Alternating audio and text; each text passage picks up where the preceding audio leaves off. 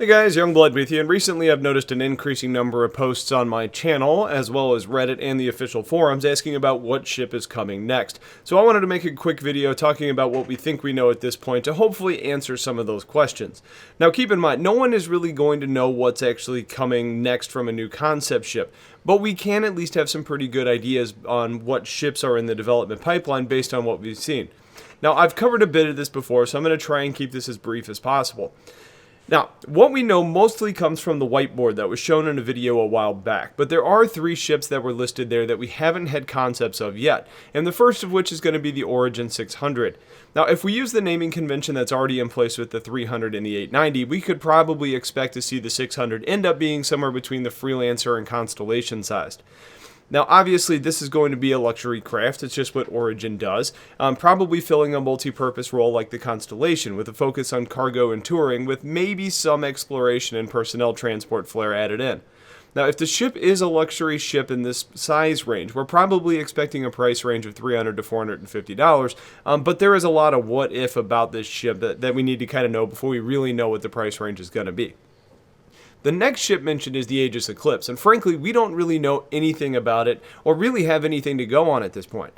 Aegis is almost exclusively combat, with notable exceptions like the Reclaimer, so I think we have the safe assumption that it's going to be a military-styled vehicle. But with the Gladius, the Avenger, the Saber, and the Vanguard, all with, or I guess several of them having variants, I think their fighter line is probably a little bit tapped out as far as their roles or versatility.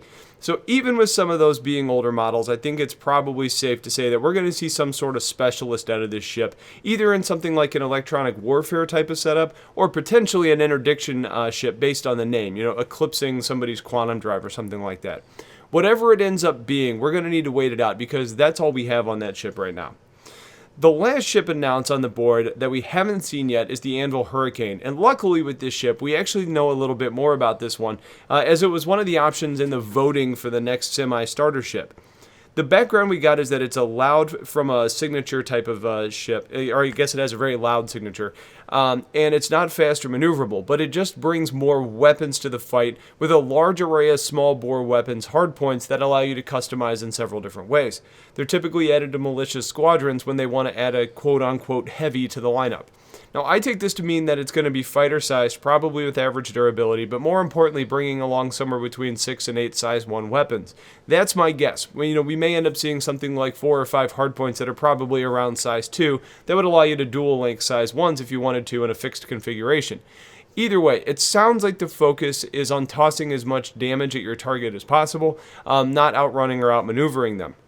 I don't think we're going to see big weapons here, as it was listed as a starter ship and is focusing more on the militia than the military, but it's going to be an interesting ship to see regardless. Now, generally, I would say this is a ship that's probably going to end up in that $60 to $70 range, but considering we saw the Terrapin go for $195 and it was in that same release cycle, I have no idea what to expect out of the Hurricane at this point.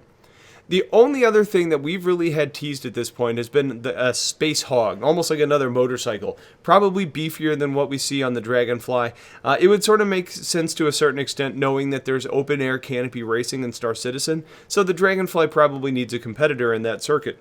So maybe it's made by MISC or Consolidated Outlands. I can't really see Anvil or Aegis spending their time on developing a motorcycle unless it had some form of military application. But I think other ships we could see at this point could be a smaller scale of the Reclaimer and the Crucible, since they're both pretty big and pretty expensive. But again, those would be fairly limited as well, because the task that they're built for sometimes requires the extra size. So that's the list. That's what's probably coming in the near future. So hopefully that eliminates some of the confusions that are out there. Let me know if you have questions on any of this. Otherwise, stay tuned for more coming soon, and have yourselves a wonderful day. Take care.